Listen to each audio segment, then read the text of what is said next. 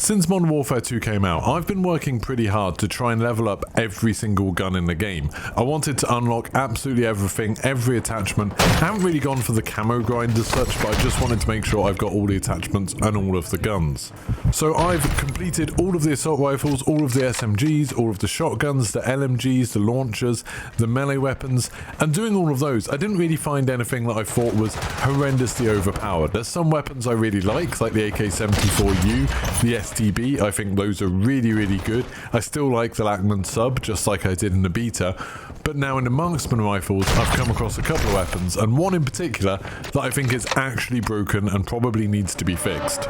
I strongly suggest you get on this gun before they end up patching it. I wouldn't even be surprised if with the Season 1 update on November 16th, they immediately nerfed this gun, because it just outperforms everything else by such a ridiculous margin that I can't imagine them leaving it this way. Just before I get in depth with those guns, I wanted to talk about My Warzone Legacy. This is a cool new thing that Activision have done where it's basically a website and you can put in your Activision ID and it'll make a video with loads of statistics about what you've done in Warzone 1. You can find this on my Twitter, so twitter.com/geekypastimes, there's a link to it there, but it creates your own personalized video, and I kind of enjoyed it. I kind of enjoy seeing all the different little stats. Some of it seems wrong. Apparently my most used weapons are melee, that doesn't seem right at all, and yes, I know my stats aren't all that impressive, but I thought this whole thing was pretty cool, so you can go do this yourself if you'd like to.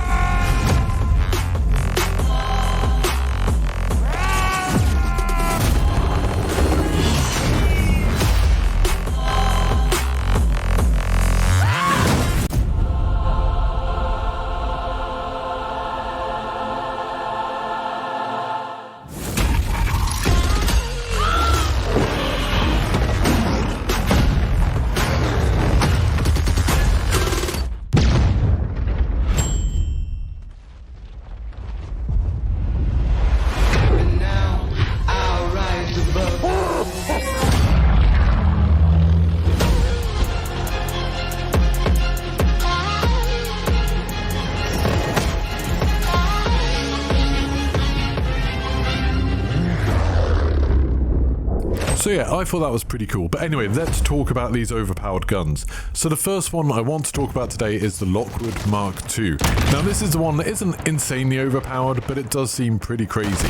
This was a really cool gun that you could use in the beta, and it's like this kind of cowboy Wild West rifle. It's a lever rifle, so it's like you pull the lever down the bottom of the gun, I guess, to rechamber it. But whatever you do, it's quite fast firing for a marksman rifle, and most importantly, it kills in one shot to the head and the upper chest.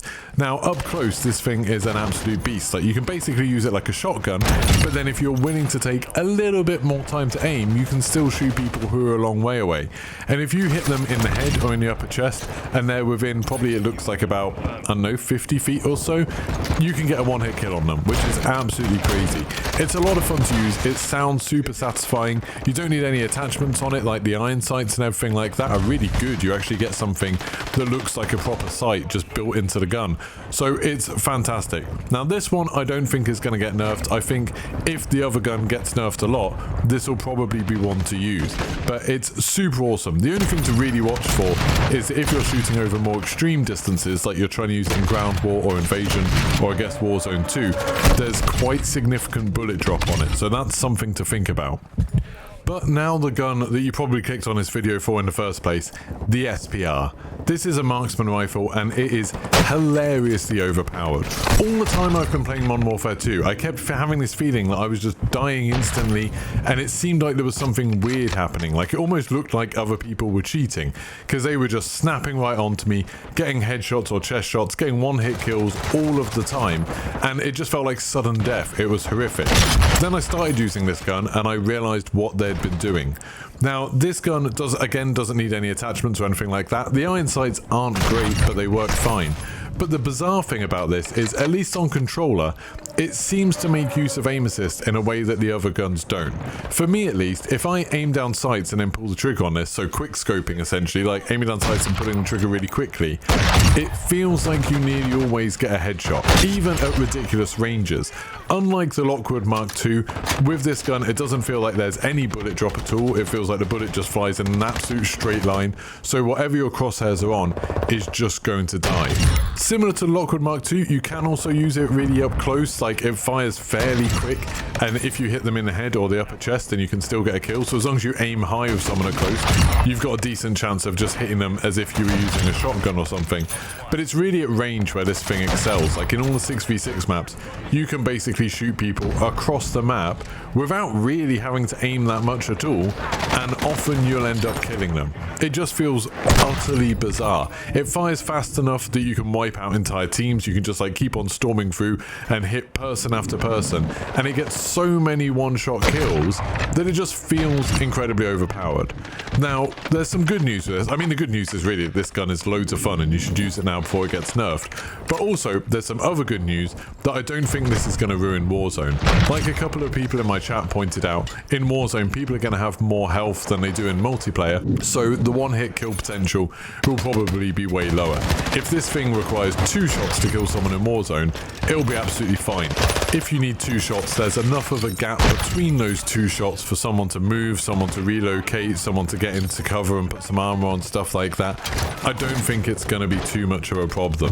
But if, for whatever reason, this does end up being a one-shot headshot in Warzone, we could have a bit of a problem. Like, this feels so unbelievably powerful. It genuinely feels like you're cheating when you're using it.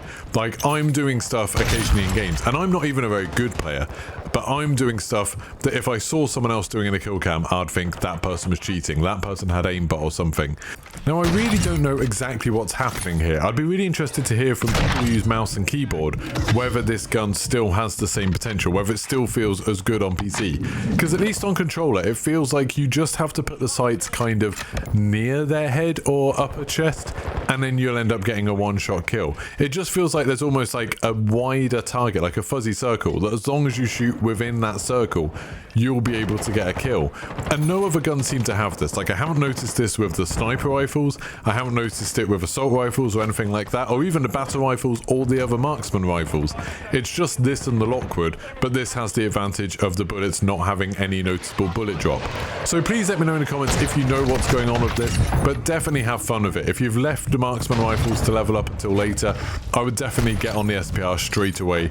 Try to use it because it is so much fun. It's an absolute blast. If you enjoyed this video, don't forget to like and subscribe, and I'll see you soon. Goodbye.